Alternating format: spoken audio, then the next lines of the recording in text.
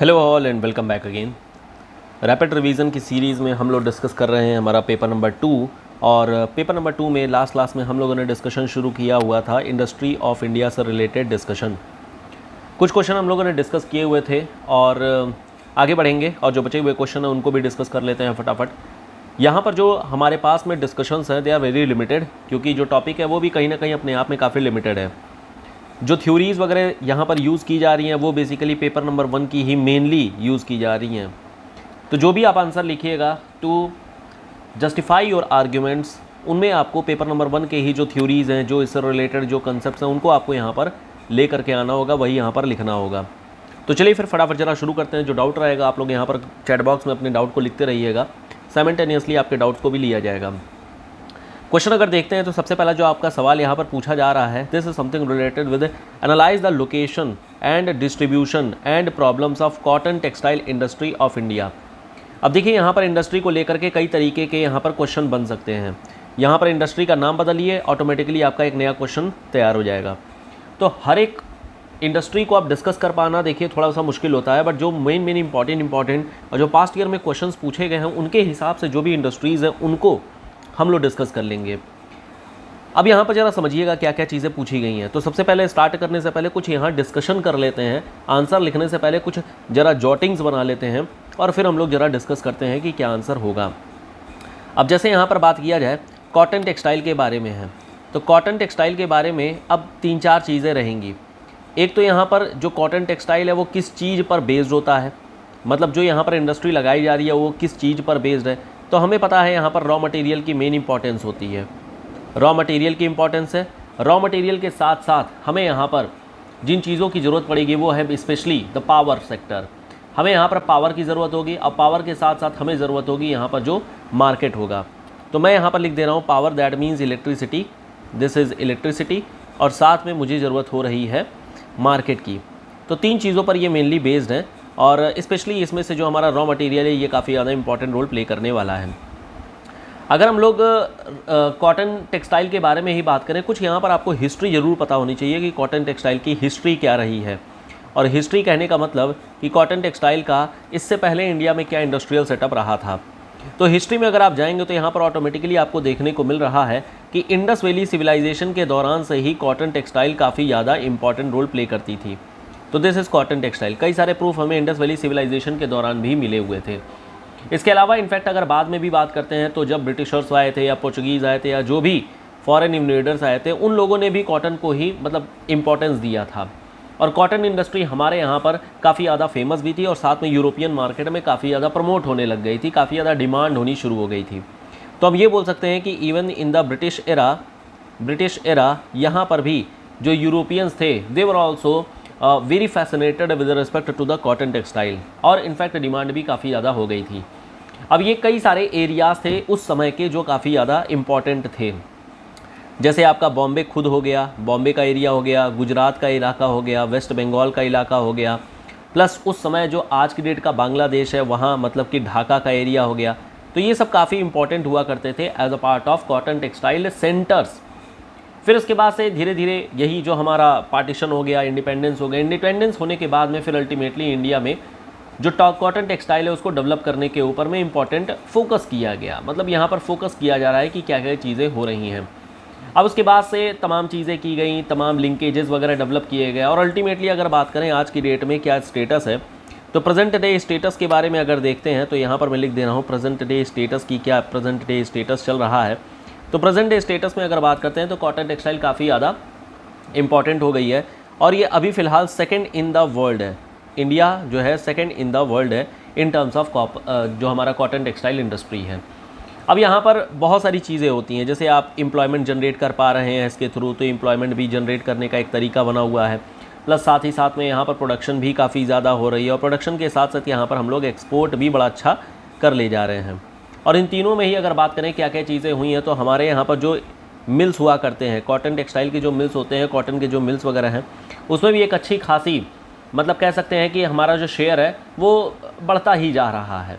और जो एक तरीके से कह लीजिए कि जो हमारा एक इंस्टीट्यूशनलाइजेशन है, तो हमारा इंस्टीट्यूशनलाइजेशन हुआ है मेनली। पहले क्या होता था कि लोग घरों घरों में ही अपना एक हैंडलूम लगा लेते थे और फिर अल्टीमेटली जो होता है उस पर काम किया करते थे।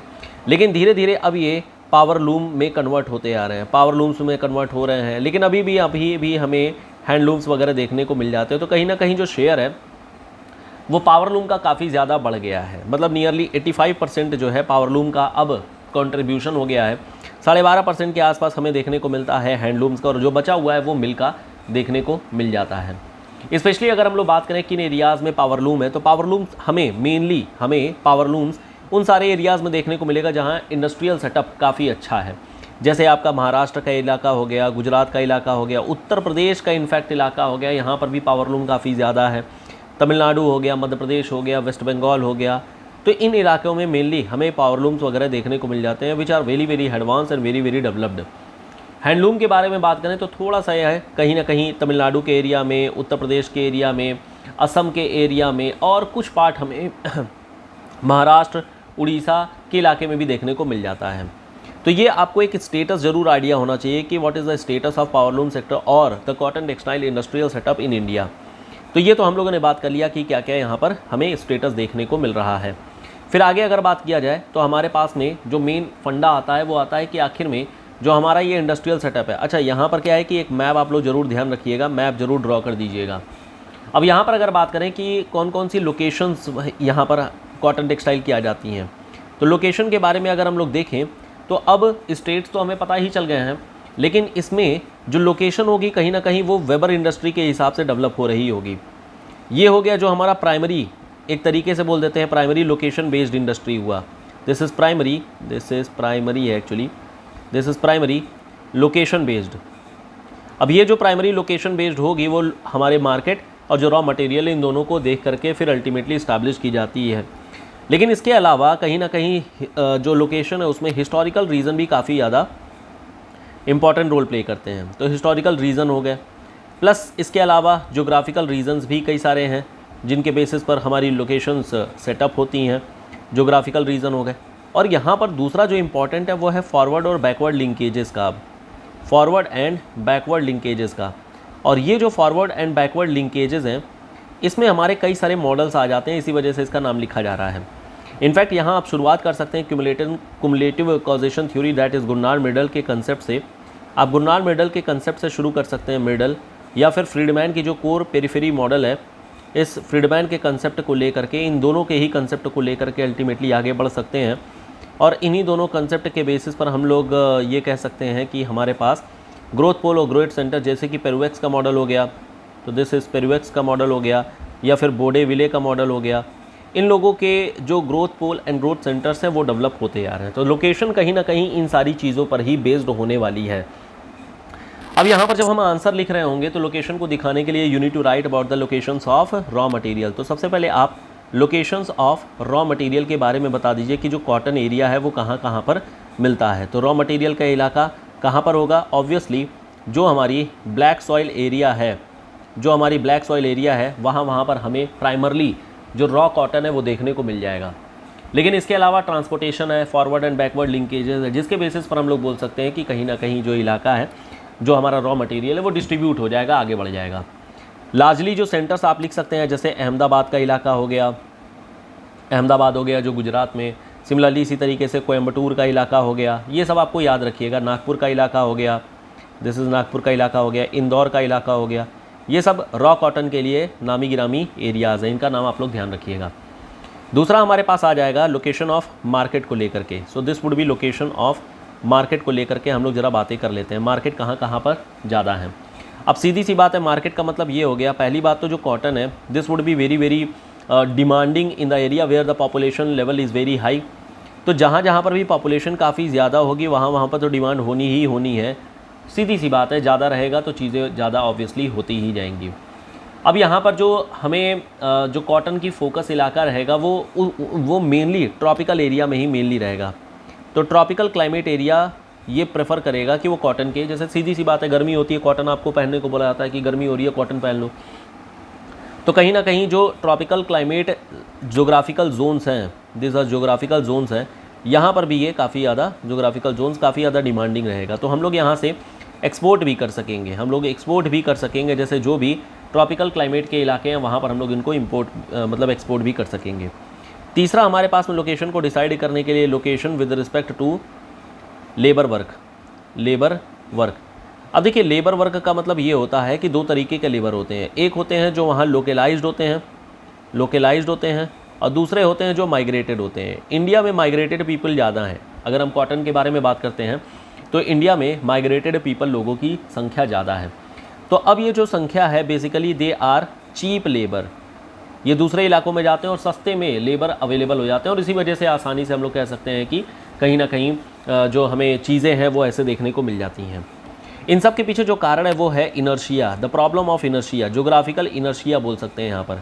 इनर्शिया का मतलब ये है जो चीज़ें सेटअप हो गई हैं वो अब आगे नहीं बढ़ पा रही हैं, they are not getting developed in the area where the cotton textile industries are lacking. जहाँ पर नहीं है वहाँ पर एब्सेंट है, वहाँ पर चीज़ें नहीं डेवलप हो पा रही हैं, कहीं ना कहीं इसके पीछे का ये कारण है।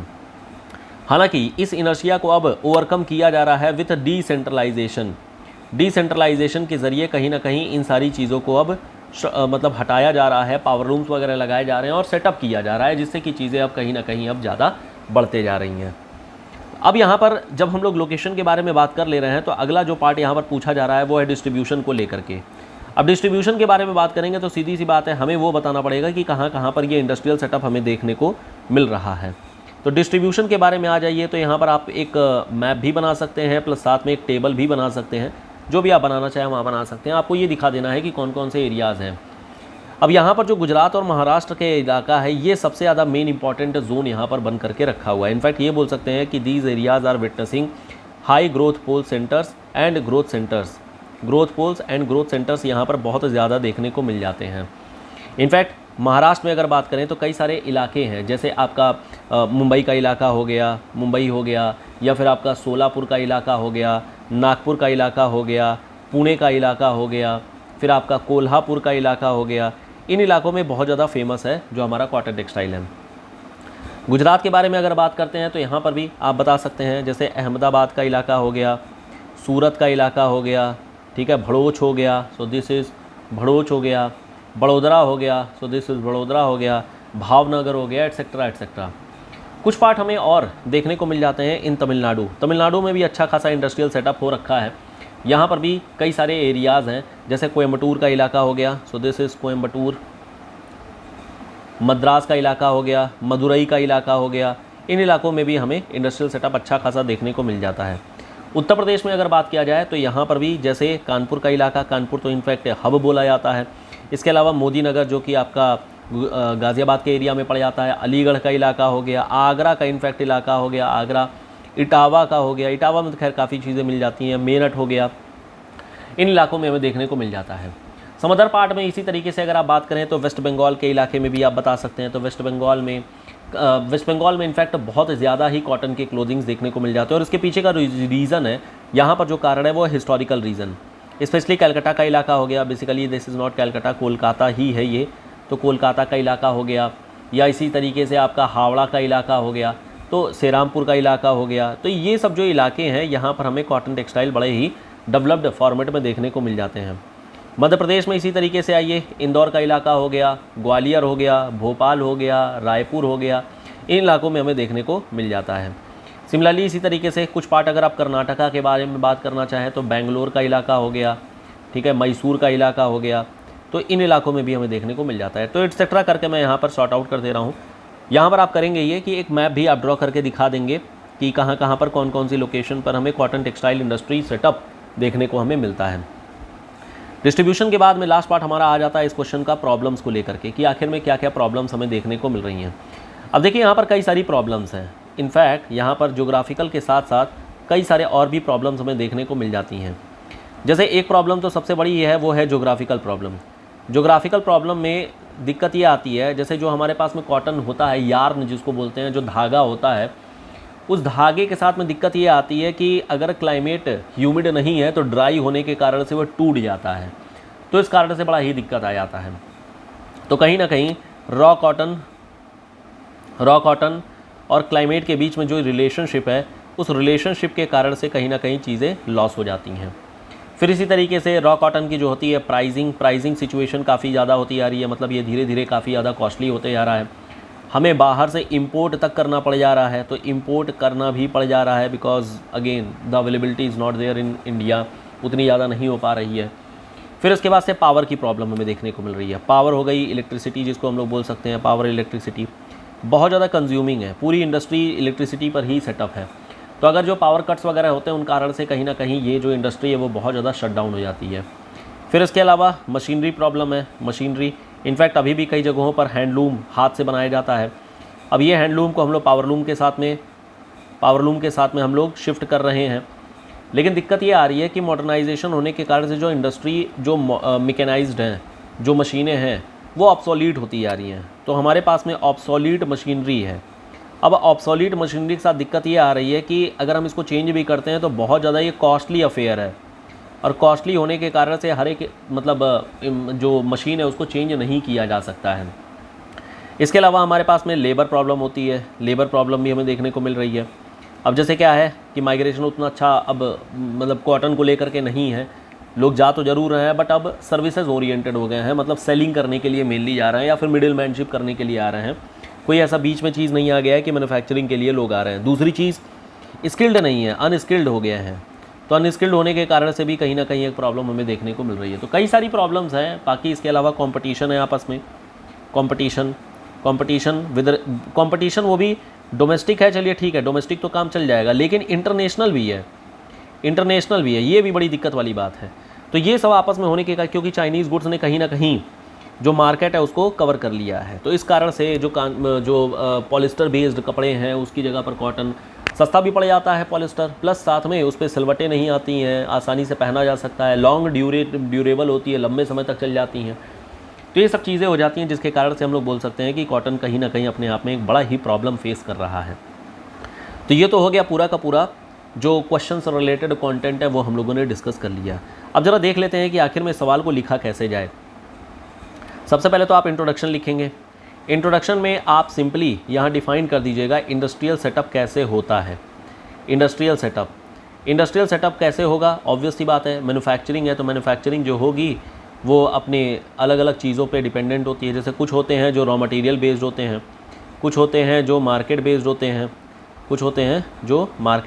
हैं, तो आपको यही शो कर देना है कि जो इंडस्ट्रियल सेटअप होता है वो either it will be food losing और वेट लूजिंग और वेट गेनिंग। अब वहीं इसके बाद से आप एक जो है फ्लो चार्ट वगैरह बना करके दिखा दीजिए। तो बेसिकली हम लोगों ने सबसे पहले ये पॉइंट लिखा है, हिस्टोरिकल रीज़न आप दिखा सकते हैं, इंट्रोडक्शन में ही चला जाएगा ये सारा पार्ट। फिर आप स्टेटस के बारे में बताइए और उसके बाद से 1 बाय 1 करके जब आप मेन बॉडी में आ जाएंगे, अभी तक जो भी चीज़ें आपने लिखी वो सब केवल एक फ्लो चार्ट या फिर टेबल के फॉर्मेट में लिखा। बॉडी में जब आ जाएंगे तो उसके बाद से लोकेशंस वगैरह जितनी भी हम लोगों ने बातें डिस्कस की है उन सारी बातों को यहाँ पर आप लिखना शुरू कर दीजिए। सारी चीज़ों को 1 बाय 1 करके लिखिए। जब आप कंक्लूड करिए तो कंक्लूड करने में आप ये बताइए कि कहीं ना कहीं the market is going to be disrupted by the Chinese goods से कहीं ना कहीं मार्केट डिसरप्ट होने वाला है, इसमें कोई डाउट नहीं है और इसमें कोई अल्टरनेटिव भी कहीं ना कहीं नहीं है। तो हम इसको मेड इन इंडिया के प्रोग्राम के बेसिस पर हम लोग इसको और प्रमोट कर सकते हैं। प्रमोट करने के साथ साथ हम लोग इसको और सस्ता बना सकते हैं। हम इसे अब जैसे क्या है, जो हैंडलूम से बनेगा ज़्यादा टाइम लगेगा, लेबर कॉस्ट लगेगी, तो ऑटोमेटिकली उसका प्राइस हाइक कर जाएगा। अगर हम उसे पावरलूम में कन्वर्ट कर लेते हैं तो एटलीस्ट हमारी जो लेबर कॉस्ट है वो थोड़ी कम होते जाएगी और इस तरीके से जो कॉटन क्लोथिंग है वो भी सस्ती होते जाएगी। आज की डेट में केस ये है कि लोग कॉटन पहनना तो चाहते हैं, लेकिन कहीं ना कहीं अवेलेबिलिटी प्रॉब्लम है, प्लस साथ में क्वालिटी प्रॉब्लम है। अब कॉटन आप लेने जाएंगे, आपको कॉटन या तो बहुत महंगा मिल जाएगा लिनन टाइप का, लेकिन सस्ता अगर मिल रहा है तो उसमें मिलावट की जा रही है, उसमें मिक्सिंग की जाती है। तो ये जो प्रॉब्लम है उनको अगर हम सॉर्ट आउट कर लेते हैं, देन इंडिया में या फिर वर्ल्ड में बाहर में भी वापस से हम कॉटन के एक लीडिंग प्लेयर के तौर पर निकल करके आ सकते हैं। तो this would be the answer for this question. इस तरीके से आप इस आंसर को कंप्लीट कर ले जाएंगे, इस चीज़ को लिख ले जाएंगे। बात समझ में आ गई? कोई डाउट किसी को? जो डाउट रहेगा आप लोग यहाँ चैट बॉक्स में लिख दीजिएगा, आगे उसको डिस्कस कर लिया जाएगा। हमारे पास में नेक्स्ट क्वेश्चन आता है, Bokaro India iron and steel plant is an example of industrial complex, explain. अब देखिए ये जो क्वेश्चन है, एक बार जरा क्विकली 1 मिनट के लिए सोचिए कि आखिर में इसका आंसर, मतलब इस क्वेश्चन में पूछा क्या जा रहा है, क्या फोकस किया जा रहा है इस क्वेश्चन में। समझिएगा, यहाँ पर ये एक एग्जाम्पल के तौर पर लिया गया है कि Bokaro iron and steel plant एक एग्जाम्पल है। किस चीज़ का एग्जाम्पल है? इंडस्ट्रियल कॉम्प्लेक्स का। तो यहाँ पर अगर आप कंटेक्स्ट समझ पा रहे हों तो कंटेक्स्ट इस क्वेश्चन का है इंडस्ट्रियल कॉम्प्लेक्स को लेकर के। So this is industrial complex. Main हमारे पास में यही कंटेक्स्ट ऑफ द क्वेश्चन बना। सारी चीज़ें जो हमें एक्सप्लेन करनी है वो इंडस्ट्रियल कॉम्प्लेक्स को लेकर के मतलब एक्सप्लेन करनी है, लेकिन लास्ट में हमें जस्टिफाई करने के लिए या फिर बोल दीजिए जो एग्जाम्पल लिया गया है उसको हमें बोकारो के साथ में लिंक करना पड़ेगा। अब ज़रा यहाँ पर समझिएगा क्या हम लोग बातें कर रहे हैं और किस चीज़ पर हम लोग बातें कर रहे हैं। जब हम लोग बात करते हैं, सबसे पहले यहाँ पर आप डेफिनीशन लिख दीजिए। जो हमारा इंडस्ट्रियल कॉम्प्लेक्स है इसकी आप डेफिनीशन लिख दीजिए। तो आपका जो इंट्रोडक्शन है सिंपली आप यहाँ पर इंट्रोडक्शन के साथ में शुरू करिए। इंट्रोडक्शन मतलब कि डेफिनीशन के साथ में ही शुरू करिए कि इंडस्ट्रियल कॉम्प्लेक्स की डेफिनीशन क्या है। तो एक मैं क्विकली यहाँ पर इंट्रोडक्शन लिख देता हूँ कि industrial complex, so this is industrial complex. Simple लिखिए, कोई दिक्कत नहीं है, कोई बहुत मतलब कॉम्प्लेक्स करने की ज़रूरत नहीं है। तो industrial complex are set of industries which are directly or indirectly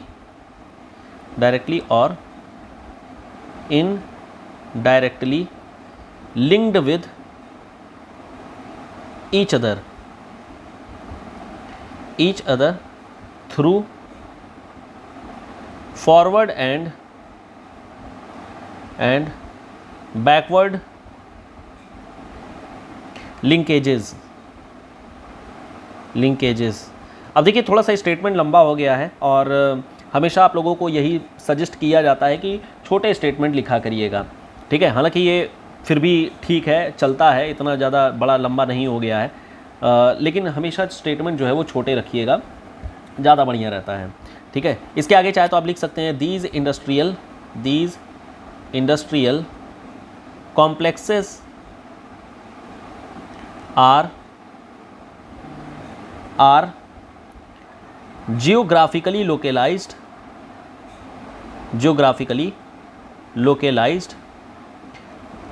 as well as market oriented। अब ये जो हमारा इंडस्ट्रियल कॉम्प्लेक्स है, ये इंडस्ट्रियल कॉम्प्लेक्स कई सारी चीज़ों से बना होगा। अब यहाँ पर आप चाहे तो लिख सकते हैं, एक फ्लो चार्ट बना सकते हैं। मैंने यहाँ पर बना दिया, मान लेते हैं इंडस्ट्रियल कॉम्प्लेक्स, ठीक है। अब ये जो हमारा इंडस्ट्रियल कॉम्प्लेक्स है वो किस तरीके से बन रहा है, तमाम बातें होती हैं यहाँ पर। जैसे एक होती है जो हमारा इंडस्ट्रियल सेटअप के थ्रू बना है, तो इंडस्ट्रियल सेटअप हमें दिखाना पड़ जाएगा। आप यहाँ पर हेडिंग लिख सकते हैं या फिर एक पॉइंट बनाना चाहे तो पॉइंट बना सकते हैं। Forward and backward linkage.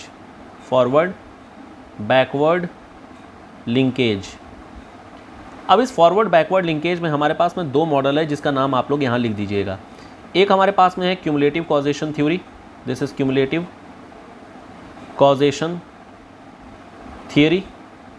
ये दिया गया था हमारे गुरनार्ड मिडल के द्वारा। और दूसरा हमारे पास में है कोर पेरिफेरी मॉडल। ये जो हमारा कोर पेरिफेरी मॉडल है ये दिया गया था हमारे फ्रीडमैन साहब के द्वारा। इन दो लोगों का नाम यहाँ पर लिख दिया गया है। सिमिलरली इसी तरीके से दूसरा यहाँ पर आप बता सकते हैं जो इंडस्ट्रियल सेटअप होते जाएगा वो किस तरीके से और होते जाएगा।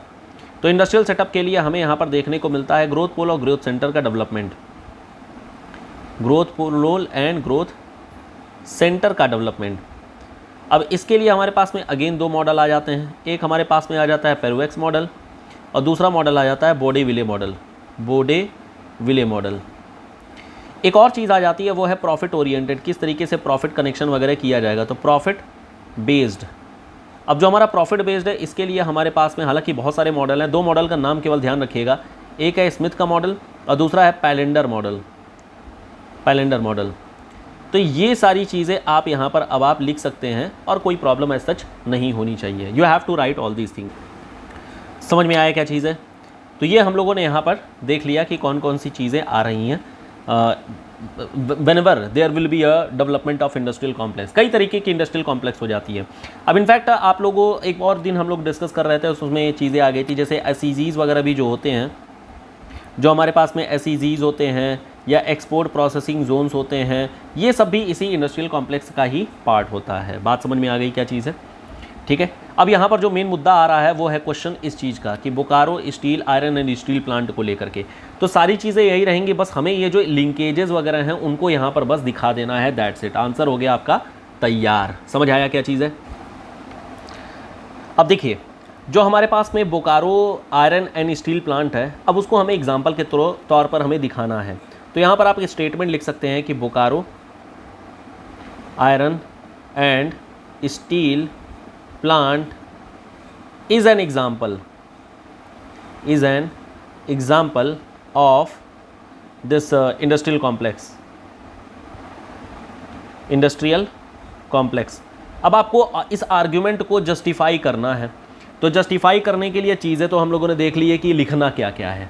अब उस लिखने वाले में आपको पॉइंट बनाने पड़ेंगे, जस्टिफिकेशन देना पड़ेगा। जैसे एक जस्टिफिकेशन यहाँ पर आप देना चाहें तो इस तरीके से दे सकते हैं कि जो Bokaro iron and steel plant है, ये इंडियन ऑयल जो है उसके साथ में कोलैबोरेट करके रखा हुआ है, इंडियन ऑयल कंपनी के साथ में कोलैबोरेट करके रखा हुआ है। तो जब हम कंपनी के साथ में कोलैबोरेट करते हैं यहाँ पर, तो चीज़ें जो होती हैं वो मतलब एक तरीके से फॉरवर्ड लिंकेज के तौर पर आ जाती हैं। फॉरवर्ड लिंकेज क्योंकि अब आपने एक कंपनी को पकड़ा है जो मैन्युफैक्चर्ड गुड को ले करके जाएगा मार्केट तक। तो मार्केट के साथ में आपने यहाँ पर एक कनेक्शन कर दिया है, तो कनेक्शन विद मार्केट हो गया ये। This would B connection with market. Connection with market यहाँ पर हमें देखने को ये मिल जाएगा। बात समझ में आई क्या चीज़ है? सिमिलरली इसी तरीके से और भी चीज़ें आ सकती हैं। और भी क्या क्या चीज़ें आ सकती हैं? जैसे हम यहाँ पर दिखाएंगे कि जो बोकारो स्टील प्लांट है, जो हमारे पास में ये बोकारो स्टील प्लांट है, इस बोकारो स्टील प्लांट में जो रिक्वायरमेंट है फॉर द कोल, जैसे कोल हो गया या वाटर के सप्लाई की जो ज़रूरत होगी, या फिर सिंपली बोल सकते हैं जो पावर की सप्लाई है, यह हमारा झरिया से आता है। और डेवलपमेंट इस तरीके से की जाती है। प्लस साथ ही साथ में जैसे सीमेंट प्रोडक्शन के थ्रू जो स्लैग बनता है वो भी यहाँ पर यूज़ कर लिया जाता है।